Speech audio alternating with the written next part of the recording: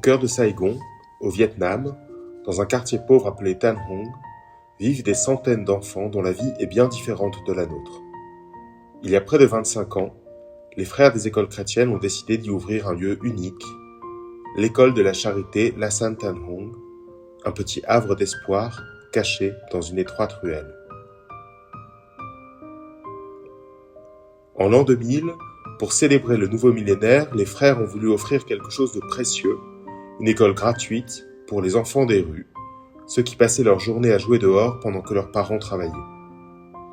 Le premier jour d'ouverture, personne n'est venu.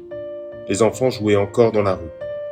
Alors les enseignants sont sortis, ont marché et ont ramené 24 enfants. C'est ainsi qu'a commencé cette belle histoire. 25 ans plus tard, l'école de la charité accueille 130 élèves du CP jusqu'au CM2. L'école est petite, 5 salles de classe, un bureau qui sert de tout, et une salle commune où les enfants chantent, jouent, déjeunent et parfois dorment. Pourtant, même après toutes ces années, l'école n'est pas reconnue officiellement. Elle vit uniquement grâce à la générosité de bienfaiteurs et de la grande famille lasallienne.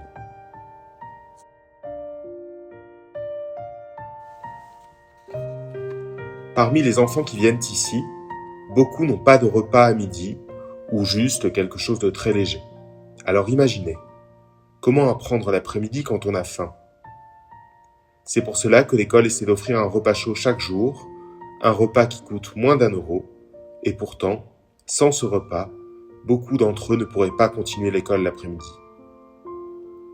Aujourd'hui, 100 élèves restent pour étudier après le déjeuner, mais pour leur offrir ce repas si essentiel, l'école a besoin d'aide chaque année. En France, à l'école, nous parlons souvent des objectifs de développement durable. Ici, au Vietnam, l'école de la charité lutte chaque jour pour l'ODD 2, faim zéro. Parce qu'un repas, ce n'est pas seulement de la nourriture, c'est de l'énergie, c'est la santé, c'est surtout une chance d'apprendre, de rêver, de construire son avenir.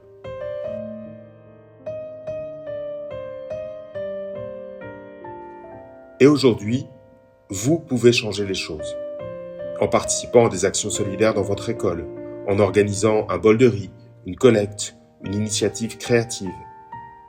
Chaque euro, chaque geste permet à un enfant de Saigon de manger à midi et de continuer à étudier l'après-midi. Pour les Lasalliens, l'outil privilégié restera le parcours d'éducation à la justice, au service et à l'engagement. Un outil qui facilite l'appropriation des savoirs, des savoir-faire et des savoir-être.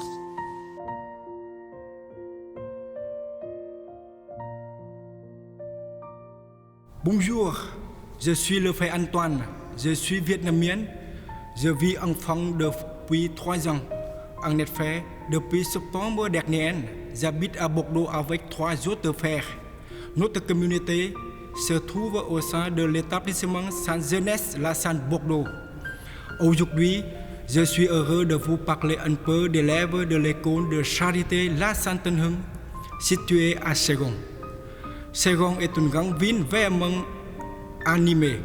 On y voit beaucoup de grands immeubles, de belles maisons, de voitures chères et de restaurants pleins de monde.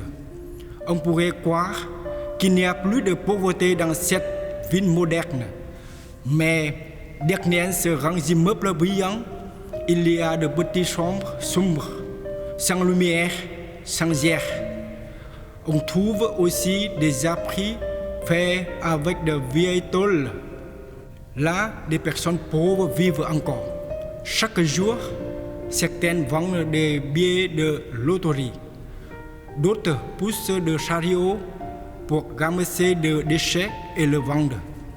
Voilà la vie difficile des familles, des enfants qui vont à l'école de charité Lasan Tan Hung. Il y a environ un mois, nous avons célébré le 25e anniversaire de l'école. Avant mon arrivée en France, j'y ai travaillé pendant 2 ans. C'était court, mais c'est très important pour moi de connaître la vie de nos élèves. En réalité, avec les autres frères, nous avons visité toutes les familles de nos élèves. En visitant la maison, j'ai vu que ces familles vivent dans des conditions très difficiles. Parfois, une maison fait seulement 20 mètres carrés pour 6 personnes. Certaines familles n'ont même pas de chaise. D'autres dorment directement sur les sols. De plus, les élèves vont à l'école pendant la journée, mais le soir, ils doivent travailler pour aider leurs parents. Enfin, il manque aussi d'amour. Les parents travaillent toute la journée, du matin tôt jusqu'au soir très tard.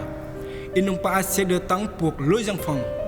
Ces enfants sont orphelins d'amour, de l'amour d'un père, de l'amour d'une mère. C'est dans ce contexte difficile que les enfants de l'école de charité La Sainte-Anne grandissent. Face à tout cela, je me suis posé une question. Pourquoi eux, ces enfants, pas de moi? À Tan Hung, il n'y a pas beaucoup d'espace, mais il y a énormément d'espoir. Grâce à vous, ces enfants pourront continuer à apprendre, à grandir et à vivre chaque journée comme une chance.